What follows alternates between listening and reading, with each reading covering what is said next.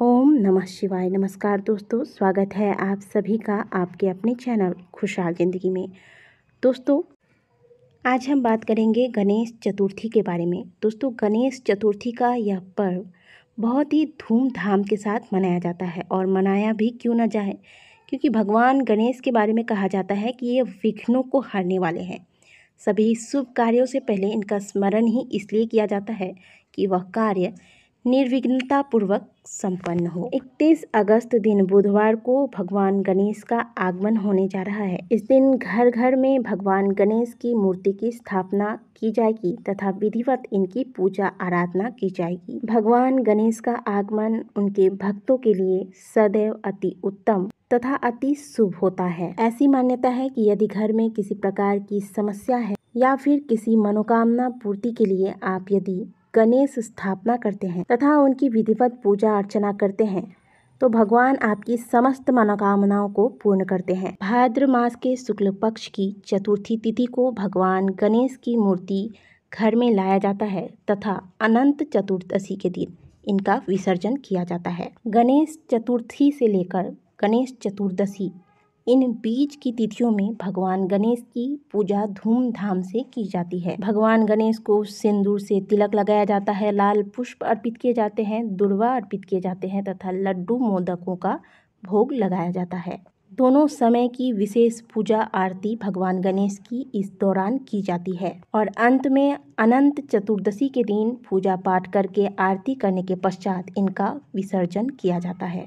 तो दोस्तों, विद्या और बुद्धि के दाता गणपति का आगमन होने जा रहा है। इनको लाने का या फिर इनको स्थापित करने का जो विशेष समय होता है वह दोपहर का होता है, क्योंकि शास्त्रों के अनुसार दोपहर के समय ही गणेश जी का जन्म हुआ था। इसलिए विशेषकर इनकी स्थापना जो है वह दोपहर के वक्त ही की जाती है। गणेश जी की मूर्ति से जुड़ी हुई ऐसी बहुत सारी बातें हैं जो जानने योग्य हैं। वैसे ये कहना बिल्कुल भी अनुचित होगा कि गणेश जी की कोई भी प्रतिमा अशुभ होती है। हाँ, लेकिन हर प्रतिमा का अलग अलग मायने होता है और हर प्रतिमा के पूजा करने का अलग अलग तरीका होता है। जैसे हमारे शास्त्रों में ऐसी मान्यता है कि बहुत बड़े मूर्ति की पूजा हमें घर में नहीं करनी चाहिए। तो इसका ये मतलब नहीं है कि बड़ी मूर्ति अशुभ होती है। अशुभ इसलिए माना जाता है क्योंकि आपने उसके बराबर उसकी पूजा अर्चना, उसकी सेवा नहीं की, इसलिए आपको वो फल प्राप्त नहीं हो पाता जो आपको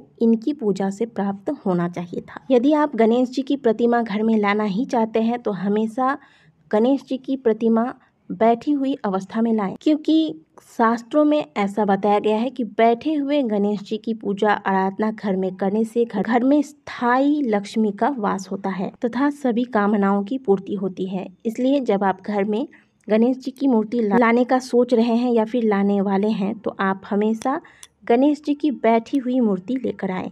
एक चीज़ का और ध्यान रखें कि घर में प्रतिमा लाते वक्त आप जो प्रतिमा का चयन करते हैं वो वाममुखी गणेश जी होना चाहिए। वाममुखी का अर्थ होता है कि भगवान गणेश का सूंड जो है वह बाईं ओर हो। ऐसी मूर्ति भगवान गणेश की घर के लिए ज़्यादा शुभ होती है। इनकी पूजा आप सरल विधि से कर सकते हैं, लेकिन दाहिनी ओर सूंड वाले गणेश जी को प्रसन्न करना थोड़ा मुश्किल है। इसमें थोड़ा अधिक पूजा की आवश्यकता होती है। इनकी पूजा सदैव ब्राह्मणों के द्वारा करवानी चाहिए। जो बाईं ओर सूंड वाले गणेश जी होते हैं उनकी ज़्यादा सेवा पूजा की आवश्यकता नहीं होती है, वह थोड़ी सी पूजा आराधना से ही प्रसन्न हो जाते हैं। गणेश जी की स्थापना की विधि बहुत ही साधारण सी है। गणेश जी की मूर्ति को आप हमेशा जब स्थापित करें तो अपने घर के मंदिर की मूर्तियों से अलग स्थान दें, इन्हें अलग चौकी पर बैठाएं। गणेश जी की मूर्ति का मुंह कभी भी दक्षिण दिशा की ओर नहीं होना चाहिए, इस बात का ध्यान रखें। यदि आपके घर के मंदिर में पहले से ही गणेश जी की कोई फोटो है, कोई मूर्ति है धातु की और आप उनकी प्रतिदिन पूजा करते हैं, इसके बाद आप फिर गणेश चतुर्थी पर मिट्टी का गणेश जी लाना चाहते हैं तो आप ये भी कर सकते हैं। इनकी अलग से चौकी बैठा के इनकी पूजा पाठ करके फिर जितने दिन आप इनकी सेवा करना चाहते हैं इतने दिन का संकल्प लें और फिर इतने दिन इनकी सेवा करके पूजा आराधना करके इनका विसर्जन कर दिया जाता है। सबसे पहले आप जिस स्थान पर गणेश जी को स्थापित करेंगे उस स्थान को पवित्र कर ले। गणेश जी के जिस चौकी पर आप स्थापना करेंगे वहाँ पर एक नया वस्त्र बिछा ले। वस्त्र का रंग लाल हो, इस बात का ध्यान रखें। इसके बाद इस चौकी पर आप थोड़ा सा पहले कुमकुम से स्वस्तिक का निर्माण करें, इसके ऊपर अक्षत रखें, फूल की पत्तियाँ रखें उसके बाद गणेश जी को यहाँ पर स्थापित करें। चावल से अष्टदल कमल बनाएं, इस पर कलश की स्थापना करें। कलश के जल में एक सुपारी, एक सिक्का और थोड़ा सा दुर्वा डालेंगे। इस पर आम का पल्लव लगाएंगे। इसमें 5 पत्ते होने चाहिए, इस बात का ध्यान रखें। और इस पल्लव पर आप सिंदूर से 5 पत्ते पर तिलक लगाएंगे। इसके ऊपर आप नारियल रखेंगे। नारियल पर आप लाल रंग के वस्त्र बांधे या फिर मौली धागा लपेट दें। इस प्रकार से कलश की स्थापना करने के बाद अगर उनकी मूर्ति यानी कि गणेश जी की मूर्ति अगर धातु की है तो उन्हें पंचामृत से स्नान कराएं, और अगर आपने मिट्टी की मूर्ति लाई है तो आप पंचामृत और शुद्ध जल से इनके ऊपर छींटा लगाएं। गणेश जी को सिंदूर का तिलक लगाएं, जनेऊ पहनाएं। अगर आप उनके लिए कोई वस्त्र लाते हैं तो वस्त्र धारण कराएं, पुष्पों की माला पहनाएं, दुर्वा अर्पित करें, पुष्प अर्पित करें। साथ ही भगवान को भोग लगाएं। भोग में आप मोदक, मालपुए, लड्डू, 5 प्रकार के फल इत्यादि रख सकते हैं। मुख शुद्धि के लिए आप 5 सुपारी भी रखें। साथ ही बाप्पा को धूप दीप दिखाएं। आप केवल गणेश चतुर्थी के दिन भी इनकी पूजा आराधना करके शाम के वक्त इनकी आरती के पश्चात इनका विसर्जन कर सकते हैं। चाहे तो आप 1.5 दिन के लिए इनकी स्थापना कर सकते हैं, चाहे तो 1.25 दिन के लिए, 3 दिन के लिए, 5 दिन के लिए, 7 दिन के लिए और 9 दिन के लिए भी इन्हें स्थापित कर सकते हैं। अपने सामर्थ्य अनुसार जैसा आपसे बन सके वैसा ही संकल्प लें। गणेश जी की पूजा में दुर्वा अवश्य शामिल करें। यदि आपकी कोई विशेष कामना है तो इस दौरान आप चतुर्थी से लेकर चतुर्दशी तिथि तक प्रतिदिन 21 दुर्वा भगवान गणेश को अर्पित करें। इससे आपकी समस्त समस्याओं का निवारण होगा। तो दोस्तों, ये तो थी वो चीज़ें जो आपको गणेश चतुर्थी के दौरान करनी चाहिए।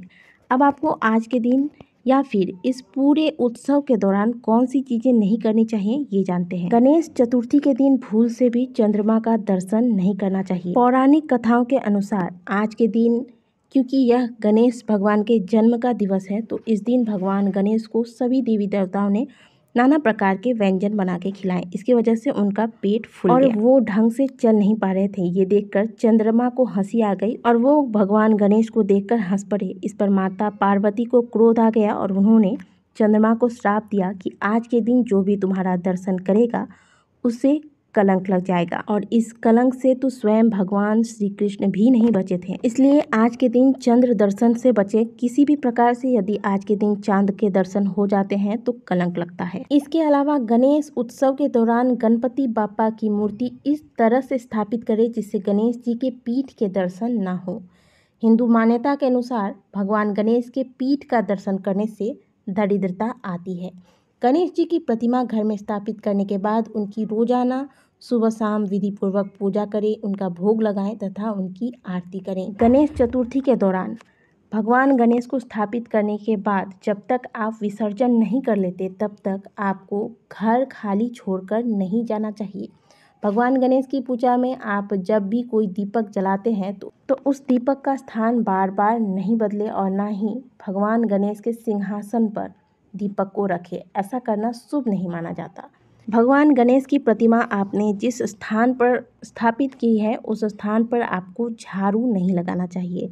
और इस दौरान आपको घर में अपने परिवार के साथ मिलकर प्रेम से रहना चाहिए। घर में कलेश नहीं करना चाहिए, इससे बाप्पा रुष्ट होते हैं। गणेश जी के पूजा के दौरान उनके भोग में या फिर ऐसे भी भूल से भी तुलसी के पत्ते शामिल ना करें। तो यदि आप गणेश चतुर्थी पर भगवान गणेश की स्थापना कर रहे हैं तो इस दौरान आप इन बातों का ध्यान अवश्य रखें और विधि पूर्वक गणपति की पूजा करके उन्हें प्रसन्न करें। वीडियो अच्छी लगी है तो वीडियो को लाइक करें। कमेंट बॉक्स में गणपति बाप्पा के नाम के जयकारे अवश्य लगाएं। गणपति बाप्पा मोरया।